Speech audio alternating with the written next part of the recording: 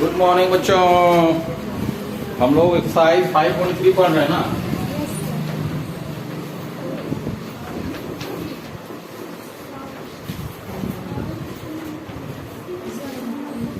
Three का 1 क्या दिया हुआ है? a equal to 5, b equal to 3, an दिया हुआ है। तो क्या क्या निकालना है बच्चों? एन भी निकालना है और एस एन भी निकालना है। बहुत आसान है। तो हम लोग को दोनों फॉर्मूला यूज करना पड़ेगा नहीं। तो पहले हम लोग क्या करेंगे? एन का लिखते हैं formula a plus n minus 1 into d. N equal to दिया हुआ बच्चों 50, ए का भी वैल्यू दिया हुआ है, एन को फाइंड करना है और डी क्या दिया हुआ है? 3 या इंटू का फॉर्म में है ये।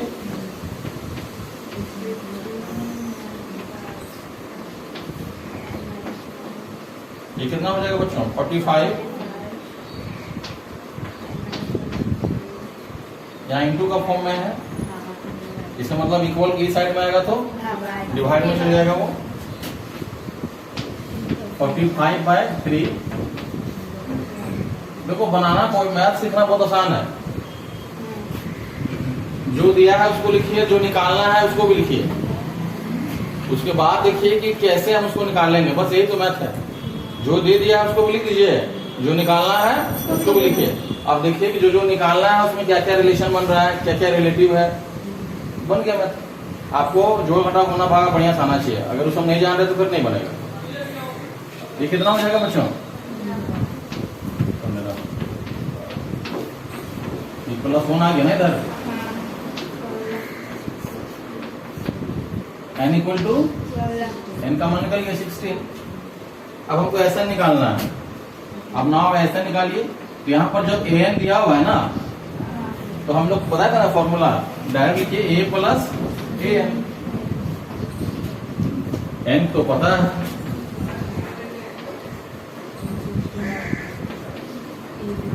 ये दिया हुआ है 5, करता है तो काटिए।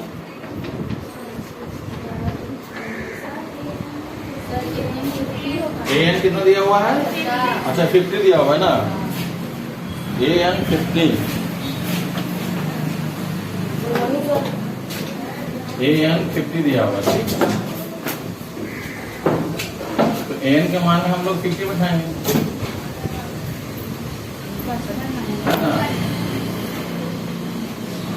अब इसको मल्टीप्लाई कर दीजिए।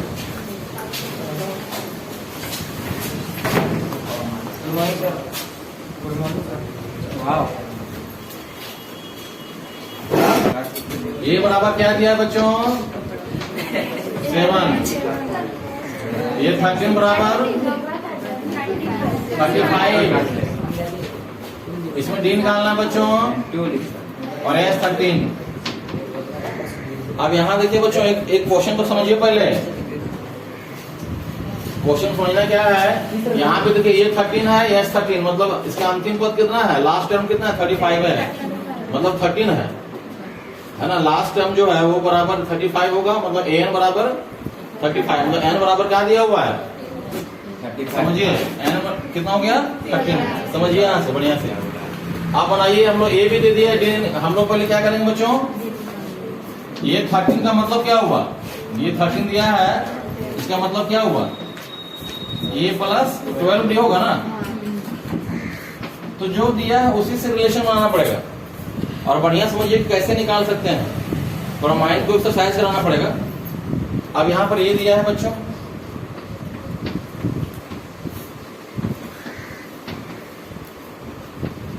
अगर हम लोग 35 में 7 को माइनस करेंगे कितना आएगा?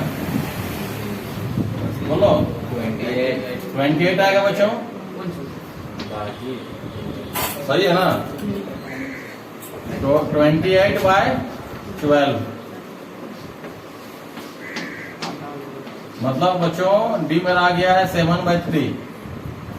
अब एस 13 निकालिए। एस 13 कितना होगा? n/2 ना।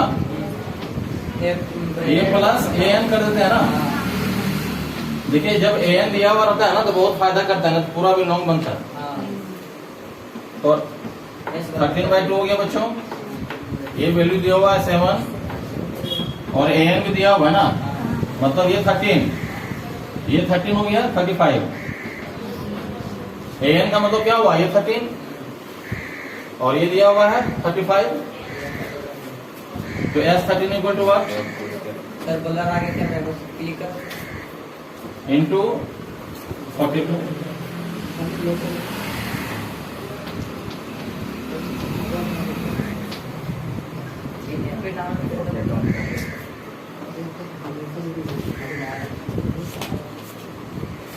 तो 271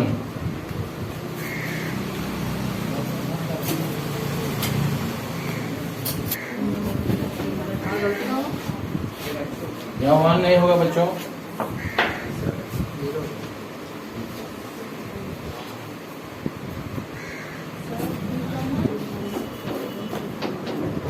थ्री में क्या दिया हुआ बच्चों, 8 12 37, डी बराबर 3। क्या निकालना उसको लिख लीजिए, यही तो है कहानी। तो 8 12 इक्वल टू क्या हो गया 11, ये तो दिया हुआ है, a प्लस 11d।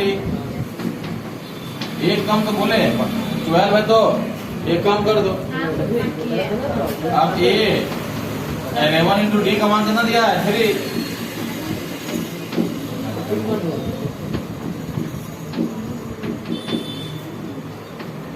देखो जो यहाँ पर दिया हुआ है ना उससे उसको देखिए क्या दिया हुआ है और हम क्या कर सकते हैं, इसको बस सोचेगा तब ना।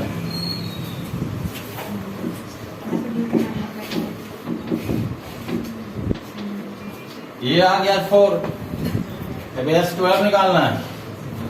S12 निकालना मतलब n बराबर कितना है 12।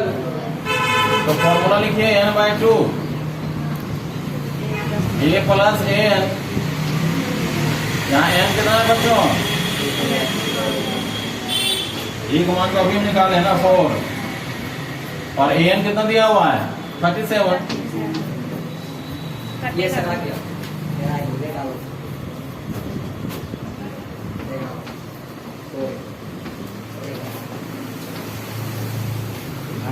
यही तो कहानी है।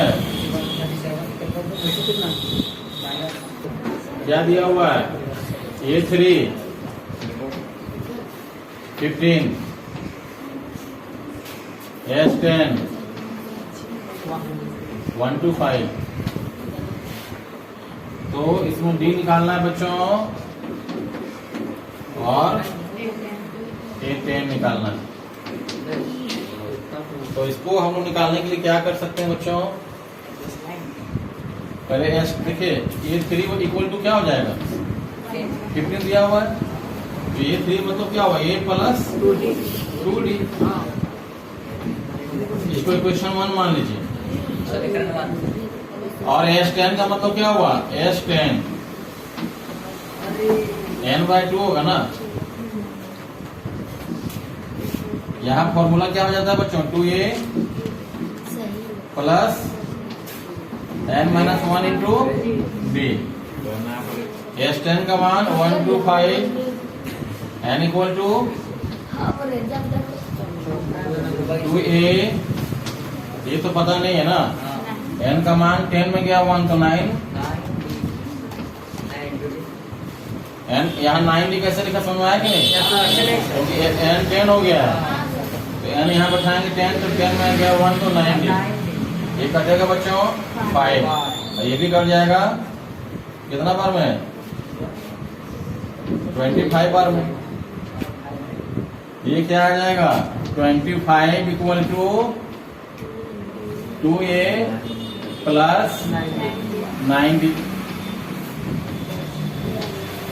ये इक्वेशन 2 आ गया। अब समीकरण 1 और 2 को हल करेंगे हम लोग, सॉल्यूशन करेंगे, ठीक है। तो अगर इसको रीचेक कर लेते हैं, कुछ गलती नहीं होगी, लेकिन वो लंबा बनेगा ये S10 n/2 5 2a plus n-1 into root, ठीक है, यही ना है बच्चों। यस तो चलिए हम लोग बनाते हैं। या आप यहां से ऐसा कर सकते हैं, हम लोग सीखिएगा इसको बनाने के लिए। समीकरण 1 तथा 2 से a प्लस 2d 15 होगा ना, और ये क्या होगा 2a प्लस 25 होगा।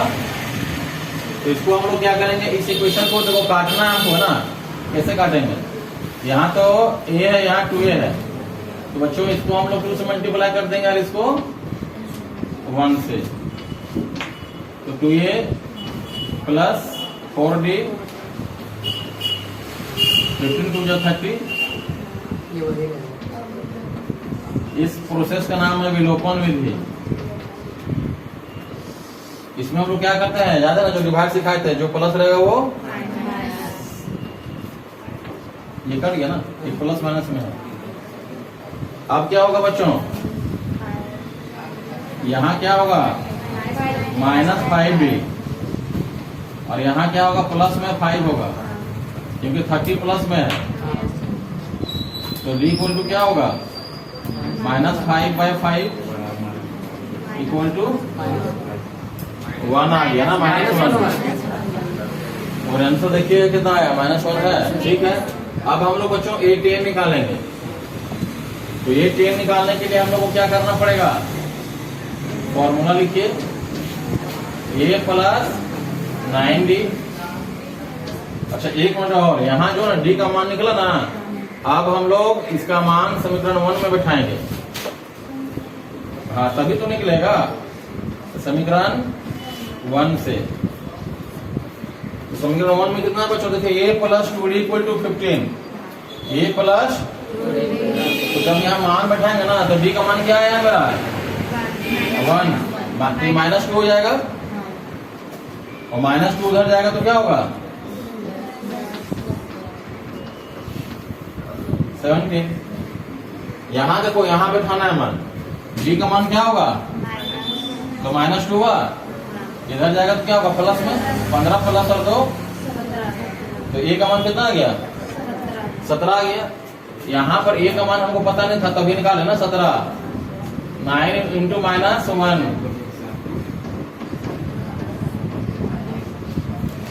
a10 इक्वल टू,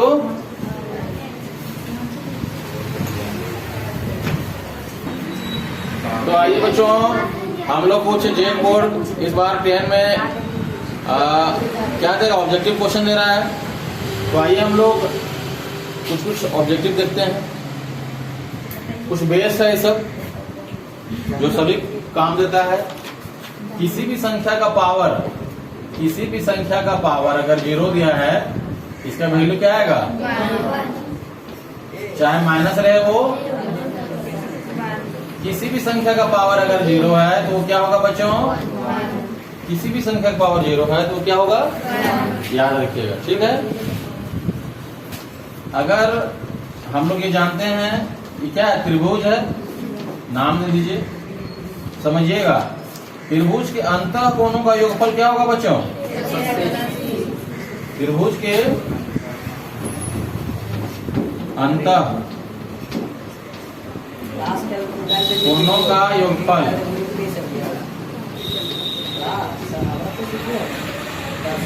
ये क्या होगा बच्चों 180 डिग्री। और त्रिभुज के बाएं कोणों का योगफल क्या हो जाएगा, मतलब यहाँ जो बनेगा ना ये एंगल, वो क्या हो जाएगा, मतलब बाहरी कोणों का योगफल या बाह्य कोणों का योगफल। याद रखिएगा 360। ये त्रिभुज ही नहीं, किसी भी बहुभुज के, बहुभुज मतलब इसके बहुत सारी भुजाएं होती हैं, चाहे 3 भुजा हो, 4 भुजा हो, 5 भुजा हो, तो किसी भी बहुभुज के बाह्य कोणों का योगफल हमेशा क्या होगा बच्चों 360 डिग्री। याद रखिएगा, बहुभुज बोल रहे हैं, मतलब त्रिभुज, चतुर्भुज, पंचभुज सभी में लागू होगा ये। कि उसके बाहरी कोणों का योगफल हमेशा याद रखिए कितना होगा बच्चों, 360 है। ठीक है, अब चलिएगा हम डायग्राम बनाते हैं, एक बहुभुज बनाते हैं। 2 3 4 कितना हो गया? ठीक है, कोई भी रहे आकृति, षटभुज हो गया ना ये, 6 भुजाएं हो गई। अगर आपको कोई पूछता है ना, ये चतुर्भुज हो गया, इसके चारों कोणों का योगफल क्या होगा, और बाह्य कोणों का भी योगफल, लेकिन आपको कोई पूछ दे कि इसका अंतः कोणों का योगफल क्या होगा, तो क्या निकालिएगा, कैसे निकालिएगा? एक फॉर्मूला होता है बच्चों, उसको लिख लीजिएगा आप, यही इसी से निकलेगा सारा। 2n-4 into 90, 2n-4 into 90। यहाँ पे n क्या है, इसका साइड है, इसमें कितना साइड दिया हुआ है, इसको आप याद रखिएगा।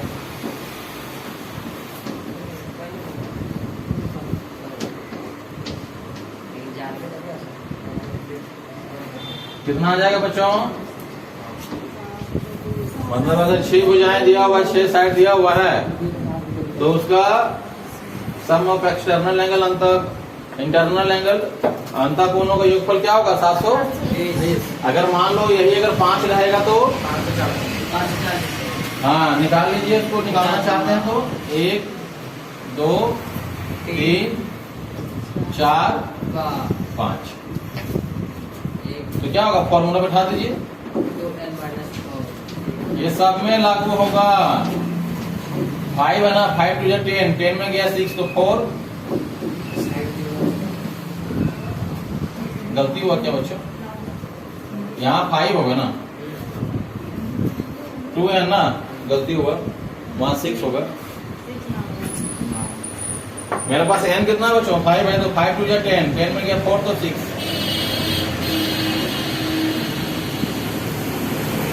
कोई दिक्कत?